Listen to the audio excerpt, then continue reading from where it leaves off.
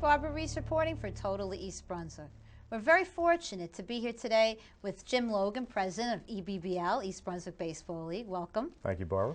And we're very also fortunate to be with our treasurer, Andy Chan, from the East Brunswick Baseball Thank you. League. Glad to be here. Thank you for coming. Absolutely. Well, it's baseball season. It's an Yes. exciting time. A new board. Tell us a little bit about all the new things going on with the new board at EBBL. Yeah, no, thank you very much for the opportunity to sit down and chat with you, Barbara. We've been really fortunate. I mean, it's been a great start of the season so far. As you said, we do have a completely new board in place this year. It's a 14-member board, and of which Andy and I are fortunate enough to have a leadership role within that board. And we also have Sandy O'Neill, who's our general manager. Unfortunately, she couldn't be with us today, but Sandy is playing a great role in helping reinvigorate our softball program, as well as working as the general manager in the league to handle the scheduling, a lot of the details for both fields, on and off complex. So we were off to a great start, and we're really happy about it.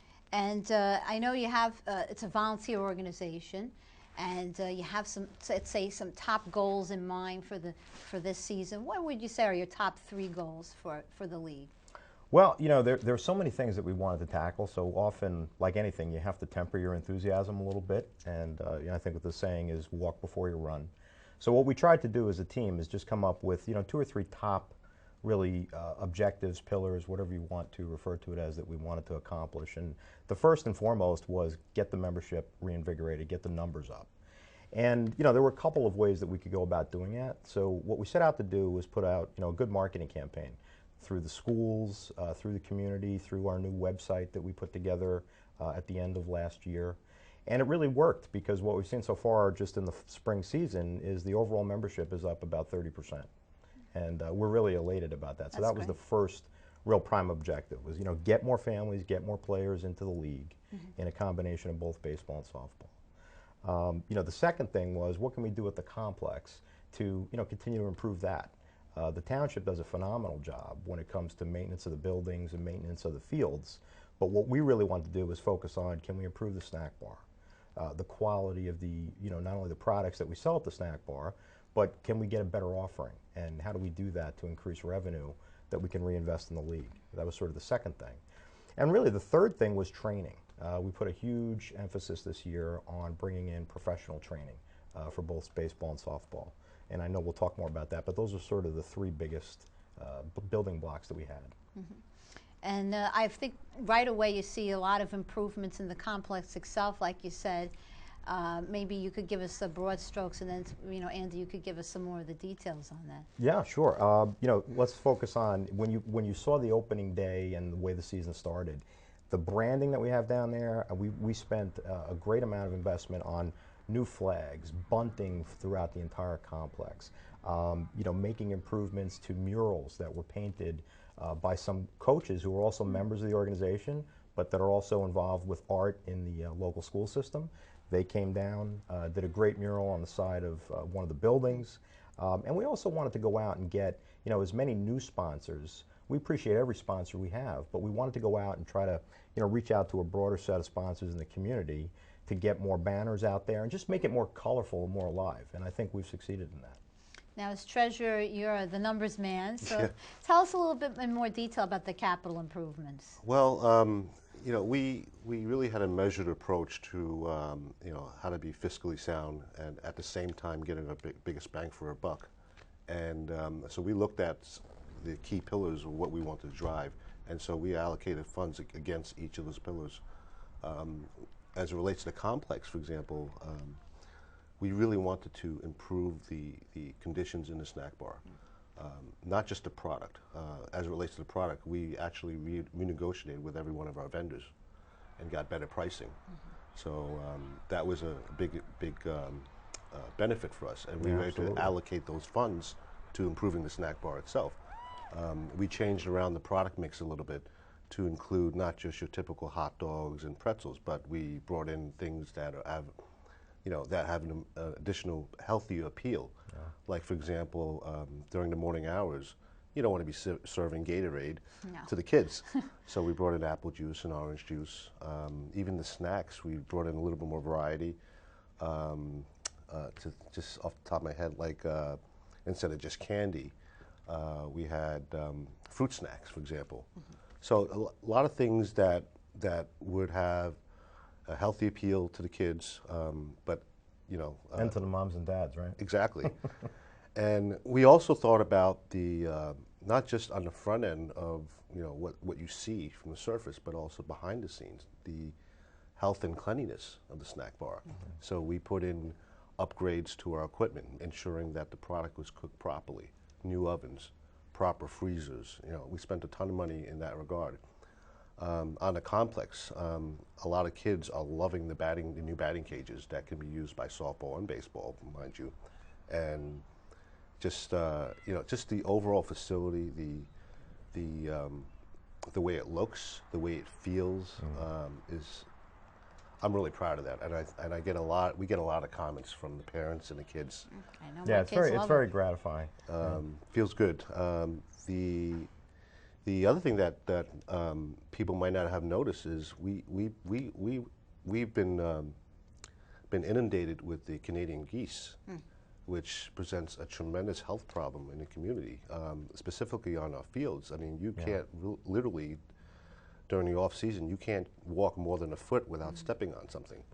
So we actually negotiated with a company called Goose Runners, and every day they bring down a border collie to chase off these geese, and I think we've done a nice job of that because I don't think you've seen anything. It's worked incredibly well because that's been a problem for numerous years, and particularly with the younger children that you have on the t-ball fields and running around, siblings, they pick things up just like anybody would, of that age would do, and so it's been noticed by the parents, right? So that was a good area of investment to get the geese, in a humane way, off the complex, and they've pretty much migrated back to Dallenbach, so it's great. Right.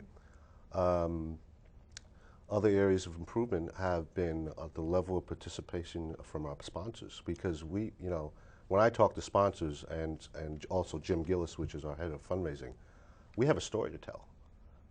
And our biggest headline is the improvement in the registration rates, which is over 30%.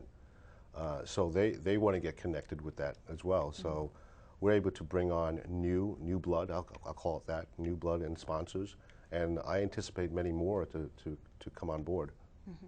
And just to give a sampling, Jim, of some of the local sponsors that you have. Yeah, I mean, well, what we've done was instituted a few program levels this year because you want people to feel comfortable, and not everyone can do the same thing in terms of sponsorship. We're really pleased that the Brunswick Grove this year is our platinum community sponsor. Rich and Sheila Weber, a big thank you. Everybody at the complex pretty much knows when you're done with the game, you go to the Grove. They're also a shirt sponsor through multiple age levels in the league, so that's been great, and we really appreciate their support. There's been several other sponsors that have stepped up that are new this year as well, and they've done things like contribute to the new batting cages that Andy spoke about. All of our sponsors are displayed down at the complex, and actually coming up on Sunday, June 7th, will be our new sort of what we're calling a Family Appreciation Day. And as part of that, we're actually going to include all of our vendors and sponsors that have helped us this year, and we're going to have a thank you for them as part of that day. Oh, sounds like a lot of fun. Yeah, we're hoping so. Now, a wonderful event that was part of the improvements, kind of revived after some years, was the opening day parade. Ah, yes. And a lot of, as the kids will always tell you, they really enjoy that opening day ceremony, especially this year was impressive. I tell you, we were so fortunate because if you remember, within a day of Saturday, April 11th, the forecast looked horrible. And from a temperature perspective, it was supposed to rain, and then that day, it was great. I mean, we had wind, but if that was the biggest issue to deal with that day, we'll take it any day. We had a great turnout. All the families that were there had nothing but positive things to say. And the best part about it, I mean, this is why all the coaches and ourselves on the board are involved, is for the kids. And when you see the real first-time families, the little kids, whether they're playing softball or t-ball, they were so excited, genuinely excited about the parade and the music and, getting to carry flags, and it was just a great day. The magic show. The magic show, yes, and we had, great participation in that. We also had face painting, balloon animals. It was great to have the support of the American Legion chapter. They came down and did a tremendous color guard ceremony and presentation of the flag. taught a lot of children about that. You know, there were some side conversations that took place with those gentlemen, so it was a great day. We were very happy about that. So we're going to take a little break and take a look at some of the great parade footage and talk to some of our EBBL players who enjoy playing on the fields.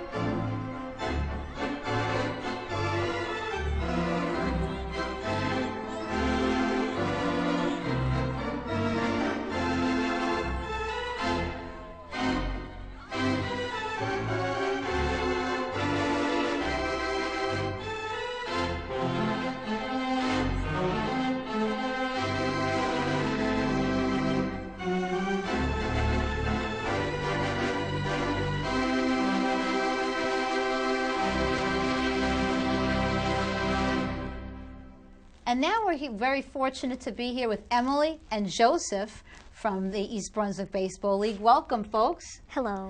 We're going to talk a little bit about why you like playing for East Brunswick Baseball League. Tell us a little bit, Emily. What do you like about playing softball? I like about playing softball is that you get to meet new people and you can still be with old friends and they teach you a lot of things. So when you play the game, it's not just all about winning, it's about having fun. Wow, that kind of sums it up, right? Joseph, tell me, what do you like about playing baseball? That you get to make new friends and some old friends, like Emily said, but you also make new friends while you're there. Have you made some new friends on the team? And what do you like, what's your best position on the team? What do you enjoy playing? Shortstop and sometimes even pitcher. And Emily, what positions do you like to play? I like to play catcher and first base, and I like playing them because I like being catcher because you get all the equipment and you feel protected, and in first base you get to catch the ball from everyone they're throwing it to you, and you get to do the first base warm-up. So now a favorite spot for a lot of kids at the baseball fields is the snack bar. What's your favorite snack, Joseph, that you enjoy there? Hot dogs sometimes, or maybe even Cheetos. So they have an expanded range of foods this year. I know Emily's favorite, but Emily, could you share with us your favorite snack bar foods? Hot pretzels with extra salt and sometimes ice cream sandwiches. Excellent. So there's lots of treats for you after the game. What do you like about the field itself? It's a beautiful complex. They've made a lot of improvements. Joseph, what do you like about the complex? Well, there's a batting cage that you can practice hitting, and there's big league fields and small league fields. So there could be like kids that are in the ages of 4 and up, and like the teens almost. Do you sometimes watch the different teams play? sometimes when we're waiting for the whole team to get there. So it's nice you get to see all the different ages playing their games. And Emily, what do you like about the complex? I like that that there's a field that they keep especially for the girls, field 4, and it's nice and it's room. So when a different team is practicing, you can be in the outfield, or if you're doing stations, one can be on one side, one can be on the other. Makes a lot of sense. And let's talk sports. Joseph, do you have a favorite baseball player that you like? Derek Jeter, So what team are you a fan of? Yankees. A Yankees fan. And Emily, do you have a team that you root for? Mets. So we have the Mets and the Yankees right here on the stage, right? Tell us what you would say to another kid who hasn't played baseball for EBBL. Why should they join? Because it's a fun sport and you can meet lots of new friends. And what would you tell the person? Actually, this year, my friend Jillian, she's a new person, so I told her that it's really fun and you get to meet new people, and there's a lot of snacks at the snack bar, and that the fields are nice and you can play baseball with all your friends. So EBBL really is a fun time for the kids, and I know your parents have fun too, and the coaches are very nice there too. Tell us a little bit about your coach and why you like playing for your coach, Joseph. Well, my dad is actually my coach, and he always coaches me and tells me stuff to do, like good luck, or sometimes even to do stuff when I'm pitcher. Sometimes he tells me you're playing catch with the pitcher, and sometimes he tells me when I'm at shortstop, close your glove with 2 hands or just close it good. A lot of good advice.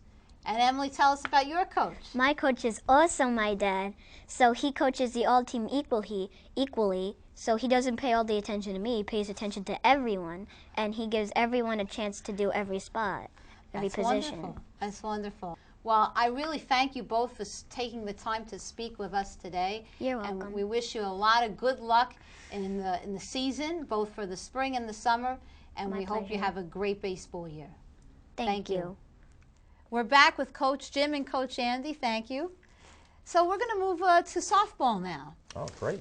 Yes, ma'am. So tell us a little bit. I know that you guys have been working on expanding the softball program and making it more appealing to a lot of the girls in town. Tell us a little bit about how you're doing that. Absolutely. You know, there's been a lot of parents that have come to us, maybe the last 2 or 3 years in particular, and they've expressed concern about softball. And when we really stopped and tried to figure out, you know, why is that? What's the challenge? There really wasn't anybody on the board who had daughters playing softball. So it really wasn't through anyone's fault or any intentional, you know, omission, but people just, it became an afterthought. The focus was on baseball. So in addition to getting Sandy O'Neill to come into the board and, you know, take over the leadership of softball, we went out and engaged in these little, you know, community pockets of the different schools, and as I said earlier, we really put an emphasis behind the marketing and recruiting campaign specifically for softball. We did it on our Facebook page. We did it on the website. We took a number of pictures at the clinics that we had specifically for softball in the winter. And that really helped us. It got a lot of enthusiasm. You know, we took direct feedback from parents at the board meetings, the general board meetings, and we said, you know, tell us what you want. Right? So help us figure it out, and we'll be glad to do it. And we've really put, you know, both financially as well as training resources. We put a lot behind the softball program this year, and it's grown, you know, tremendously. And all the feedback has been fantastic, particularly when we talk about Pat Cleary. So Pat Cleary is a professional trainer for softball. You know, he used to play. His daughters played in the league many years ago. They went on to be Division I, you know, college softball athletes. A number of girls that Pat coached went on to be Division I college softball athletes. And so he's got a great reputation. He's a salt of the earth man, which is also an important thing when we talk about who we want in the league working with our children. And so we were very glad to be able to bring Pat back. He's done a phenomenal job, and we're going to continue to invest with him in the softball training. And training has been a key, I would say, overall in both programs, that's been one of your areas of emphasis to try to have more opportunities for the kids to learn about the basics of the sport. Absolutely. And I think, you know, Barbara, one of the biggest challenges is none of us are experts, right? We all have day jobs. We've played, some of us played beyond college, but none of us on the board are professional baseball trainers. We don't do this as part of our living, okay? So what we wanted to do was figure out not only how to train, more appropriately players at every stage, but also the coaches. There's plenty of moms and dads that their heart's in the right place, and it's great that they're volunteering their time, but it doesn't really do as much of a service as it could if they don't know the proper way to instruct the child on how to play baseball, on how to play softball, common drills. And what we found is, every coach has a certain approach, but there was a lack of uniformity, a lack of standards. So in addition to Pat Clear on the softball side, we were very pleased to be able to work out an arrangement with Five Star Baseball Academy and Coach Mike Seal, and also an East Brunswick lifelong resident, and he's done a phenomenal job. You talk to any parents, not board members, not people that are actually playing, just rec or just travel, anyone you speak to that's sent their son to Five Star for some degree of instruction, be it one-on-one or be it playing in some of his league teams, phenomenal feedback. And we had some good opportunity in the early part of the year to figure out how we can best work together. And what we did was Mike has actually come, Coach Seal, he's brought his Five-Star players and actually enrolled them as part of East Brunswick Baseball League. So it's a very tight partnership and affiliation now. And I personally, I couldn't be happier about it because it's paying great dividends for us. So it's been a positive collaboration. All the way for around, you. yeah. Can't say enough good things about Coach Seal. That's excellent. And Andy, I mean, actually, from a parent view, you have two children playing in the league, but your older son, Brian, he's done outside training as well. I mean, do you think that that's worthwhile? Is it a case-by-case situation with parents, or what's your view on that?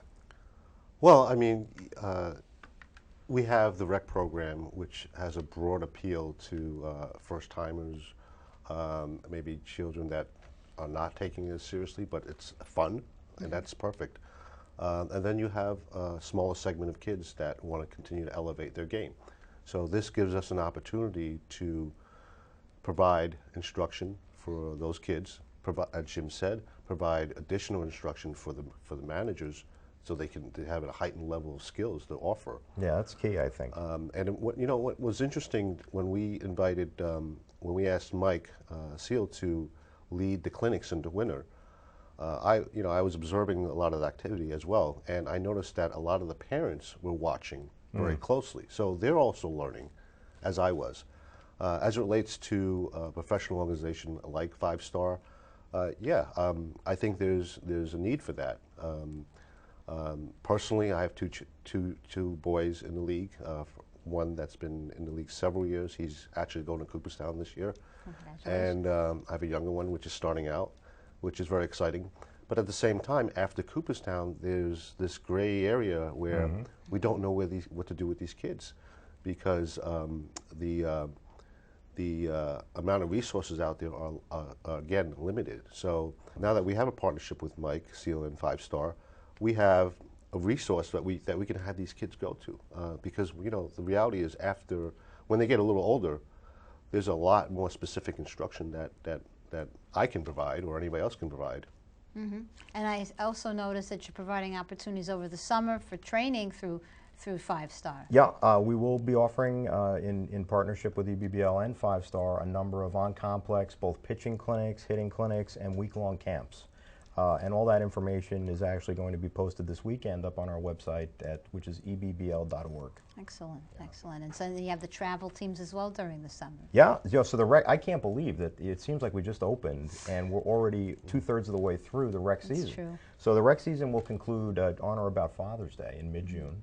And right after that, we take no break. You start with the local travel all-star program, and that basically takes you right up to August. So there's lots of activity always going on down there, and we're very glad with that. Absolutely, and it's been always busy, always something going on at the fields. There definitely is. There's always something going on in the field. And the other great thing about it is when we really set out to start this year, there were a couple of individual people who took the time to come in and just kind of give us completely unfettered feedback on not only what didn't work well, because the old saying, if you want to come and complain about something, at least propose a solution.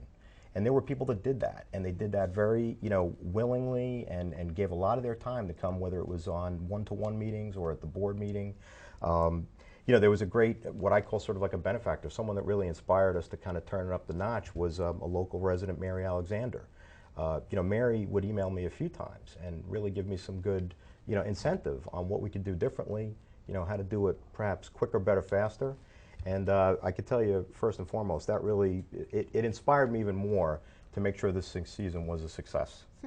So you're open to taking feedback, and you're listening to the parents and Absolutely. the community to improve Absolutely. things. The third part of our league is the buddy ball program.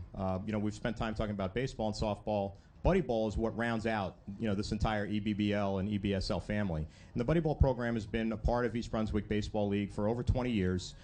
We've been fortunate to have tremendous support from the community as well, both sponsorship, offering halls at the end of the season for the buddy ball sponsored dinner. And the buddy ball program is open to any and all East Brunswick families, anyone with special needs.